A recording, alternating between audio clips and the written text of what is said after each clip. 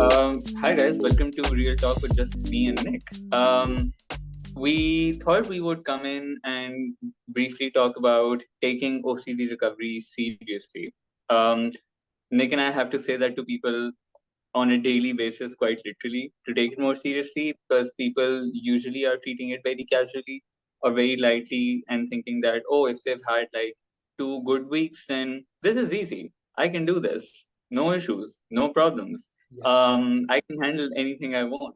And then there's a big trigger moment, and then obviously it's like, wait, I thought I had this. So we're going to go into all the nitty gritties and potholes that people fall into with that. Absolutely. I want to, and I suggested this to Momin because I was thinking about Momin just took the words out of my mouth. So what would happen with me? This was more prevalent on my journey with rejection because that's what bi dysmorphia is. It's just rejection, total conditional self-acceptance. So I would not do a compulsion for like 2 weeks, knowing that it would ease off around week 3. And then if I did another compulsion, like it was so sinister what I did to myself. Like I had this plan in my mind where, like, I'm sure, Momin, you can relate, where you knew that you could kind of get away with it because you were accepting of how bad you would feel. So I'm like, look, I could do this compulsion, I could deal with it, and then I'll just cruise. It's like 30-day period. Yeah. Days 1 through 5, I did the compulsion. I don't feel too bad. Days 5 through 15, the compulsion feeling is like in withdrawal mode, but I was already prepared for that. So it was so sick how I did that, because instead of just not doing them and been getting better, I just was like, oh, I'll delay this process. And then what Yeah. happened was, once I did decide to stop doing the little tiny compulsions, I felt so bad that I convinced myself it was easier to just suffer, like in sporadic bursts. And I Yeah. think so many people do that. So Um, I think what I was also going to say was that with that kind of pattern of compulsion, doing it and then not doing it, I think for me there was also a big part where it was like, let's say your phone, right? You know it's becoming compulsive. So for a week, you'll not use it. You'll be very good with phone usage, right? And you'll be very accountable to limiting your time and whatnot. And then after the week goes by, you're like, you know what? I did so good. I deserve some indulgence. I deserve a little bit, like, extra hours on my phone now. And then on the eighth day, in the next week, you're like back to your phone and just like, okay, today I'm going to play that video game. I haven't done that in a week. Now I want to do it. So it's also that kind of justification and being like, I deserve this, I want this, I'm entitled to a little bit of comfort because I've put in such hard work for a week. I think, well, I know for myself, like when I think back about how I got rid of my video games and why I was trying to justify, like, oh, I'll use it 3 days a week. And then one day I just realized I could never play ever again. I'm not like other people. I have no self control, probably because of the ADHD, which I don't talk about a lot because it doesn't matter, but I have to be aware of my potential triggers. So, like, knowing myself, this is for everyone that thinks or they have been diagnosed with ADHD. It doesn't matter, but just knowing you have a much higher propensity to do things all in with no balance whatsoever. So people are like, well, that's so unfair because I have OCD and ADHD. But again, the diagnoses can really be an identity problem. Momin and I have to talk about this a lot. You just have to be aware and say, look, of course I have a higher chance of falling into an addiction because of the way maybe my brain is wired. No, not the end of the world. Wait, so let me also draw a parallel. Someone living like next to the beach, they have a higher propensity to be hit with the tsunami, right? But they're still living there. So, and Great then if point. you're hit with the tsunami, you can't say that, oh, like so unfair that I had to be hit first, the hardest with it. No, I mean, like you're living there now, and you got a place there. That's what suited you best. You didn't predict that the tsunami is going to hit you, so you're there. That's a really good And not point. in that sense of like, oh, you were asking for it, but in the sense that it is what it is. Like, you can't like complain or say that, oh, look, I am worse off than you because of this specific circumstance. It's just some people have it worse, some people don't. If you're living on the coast, for example, you might have to travel, let's say, in the city every single day, much more, so your fuel cost might be more compared to someone who's living in the city. So I mean, again, parallels. Their grass is always greener on the other side. Although on the beach there's no grass, so you're in bad luck. But in that sense, like, like pros and cons for every situation. Even, by the way, Nick, I am like, the only reason I have not been hooked to video games is because I don't have a console. I never got one for myself. I never felt that passionately about them. But I also know that I do love playing them if I play it with friends, or even if I play it on my laptop, if I play a little game. As an OCD sufferer, as someone who was addicted to comfort, as someone who wanted to surround himself with constant distractions, putting like important tasks and chores off just by indulging in games and like the phone and Instagram and whatnot. I do also have that. I don't have ADHD, so I don't have a higher propensity on that side. But as an OCD sufferer, I still do have a higher propensity to play video games for like 5 hours a day. And then when like I have to send like upload YouTube videos or send like a written post or write an article, I won't be doing that, because then I would love to just procrastinate and play a video game and get lost in it. So the higher propensity is still there. I mean, ADHD, and you can speak for it and correct me if I'm wrong about this, how much worse would ADHD make that? Because it's kind of like when someone says that I'm already feeling so triggered, when I'll do an exposure, I'll be even more triggered. So then it's like, yes, you will be perhaps more triggered, but how much worse could it get? I think the best way to look at it is, if you believe, or number one, there's two parts, right? If you're compulsively searching for a diagnosis, stop that. I always tell people, right? I'm like, just whether someone tells you have ADHD or Google, it doesn't matter. If you think you have it, let's just run with it. So this is what I've noticed in myself. Because of, and genetically, my father had the same addictions that I had. So that's why I tell people that when you look at people like who have, say, sex addictions, and you look, they go, well, it's like, well, if you look at my mom's father, my father, and how there is something genetic that we can't explain, whether it's an environmental, I have a higher chance of having like these video game addictions and these other like sexual type of addictions that have hurt me in the past. Now, a lot of people are like, oh, those are learned behaviors. But when you look into my family history, it's not so much. So I have to know how easy it is for me to fall back into something like that. Like, you have to be Because aware. you're carrying that genetic component a little bit as well. Because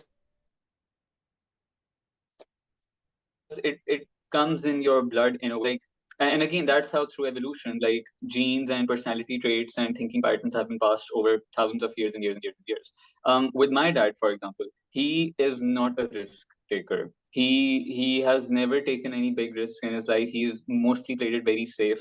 For like everything, he's always extra cautious. And obviously, I mean, I've grown up in that environment, so there's a case to be made that I am extra cautious as a person as well.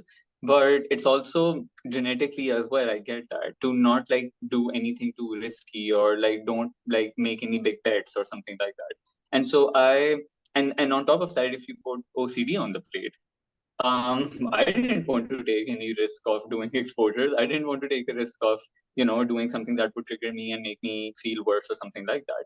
But so I sometimes feel like I have to, because of the environment I grew up in and the conversations I've overheard my parents having and the messages that my father has tried to pass on to us and stuff like that. I feel like sometimes I have to work a couple of extra steps to take a risk. For example, buying a laptop, right? I When remember I was that. buying a laptop, Yes. I was thinking about it like 3, 4, 5 times. Like, should I not, and stuff like that. So, and that's because, again, no big risk. What if I don't want to take a big risk? I don't want to like do something that I'll regret. I don't want. Basically, I think that the main thing that Momin and I wanted to talk about, and the reason why we're going to start doing more of these like 10, 12 minute, real talks, even if it's once a week, because when this is not against anyone. Momin and I were the same way. Momin and I, because of working with OCD at the level that we do, doing between the two of us a couple hundred coaching calls a month, we get to see a little bit more of like the intricate details of OCD that other people won't see. So we could talk about it in a little bit, like, you have Rob, who basically invented it and then taught Momin and I everything we know. And then now we see it in other ways. He's kind of like the Yoda to us in certain ways. It's the truth. I wouldn't be where I am today if it wasn't for Rob. It's important to say that. So I think that the main thing that we're going to do in these real talks is we're going to go a little bit more into philosophical depth, like stuff like this that I think Momin and I have experienced. Like, I don't know how this affected with Momin, but there were hundreds of times on my journey where I was totally conscious about not taking my recovery seriously. I knew I wasn't. I knew I wasn't. 100%. I knew I 100%. wasn't. I was like, I'm not taking this seriously, but I'm too scared. And then And I because didn't want to take it seriously. I was yes, like, I mean, who wants to like think about like, terrifying things all day long? Like, I don't want to do that. I just want to live my life. I just want to have like ice cream, coffee milk, cookies, and just, spend time with my friends, and that's all. And casually I'll just like dabble a little bit here and there with recovery. But I mean, I don't need anything else. yes, yeah. And when you have, and it's different stages, right? I think Momin and I can both attest for this. When you have those like, I'm not taking it seriously stages, you'll have that. You'll do a bunch of stuff. You'll coast again. You'll have the same realization. It's levels like a video game. You're not just going to say to yourself, I'm not taking this seriously, and then it's cruise sailing. It's not. Like, you'll and have these and different realizations. No, and I also want to really highlight is that, like, for example, obviously Rob would be like, do the exposures, do the exposures. Have you done the exposures? How are you doing with exposures? I'd be like, yeah, I mean, it'll be like that for like a very long period, right? I think for a good year, I just like did not want to do exposures and stuff like that. Obviously now I look back and I was like, damn, I could have done them sooner. Why didn't I do them sooner?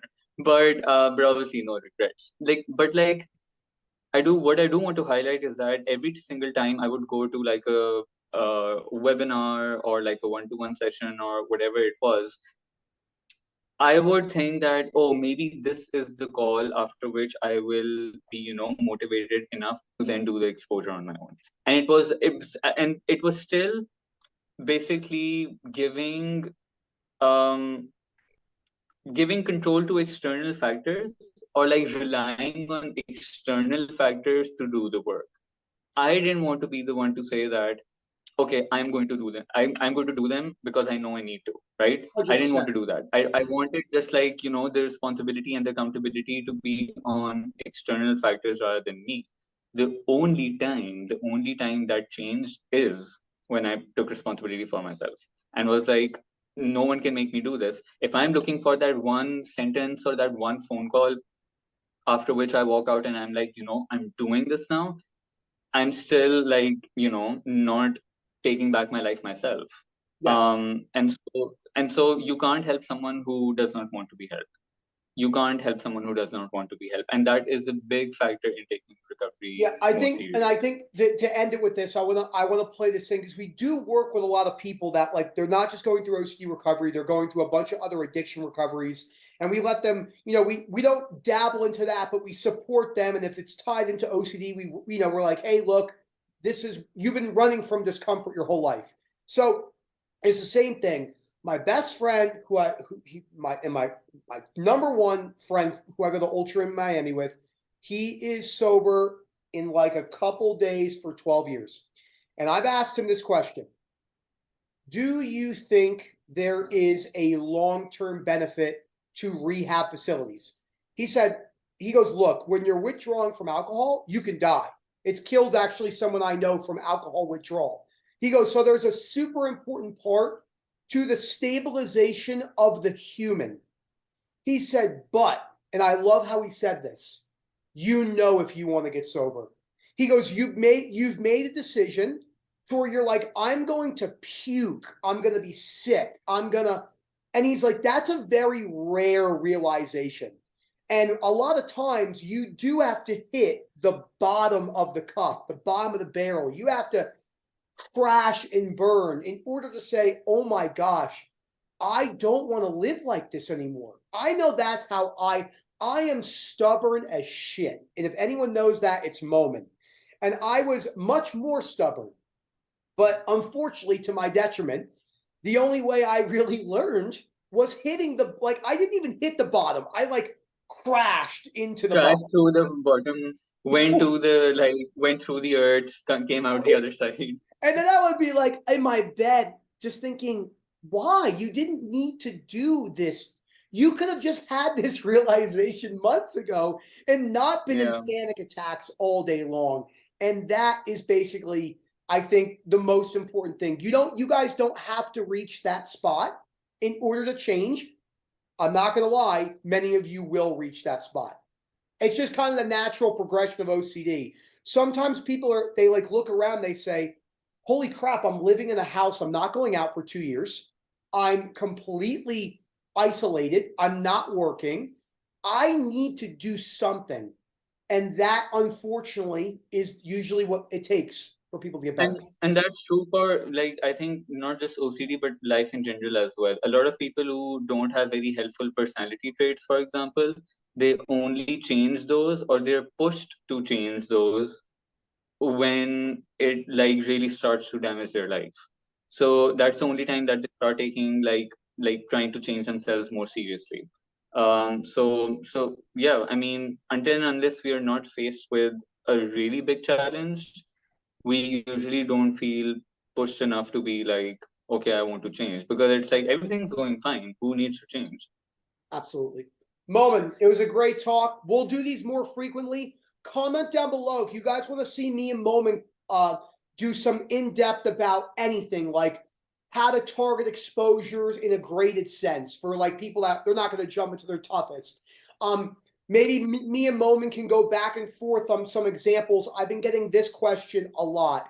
Can you do videos on why the recovery process becomes compulsive? Like latching onto disputing and how do I do this? We can do that. Yep. Momin, it's always a pleasure. We'll see you on the next Real Talk. Bye, everyone. See you. Bye.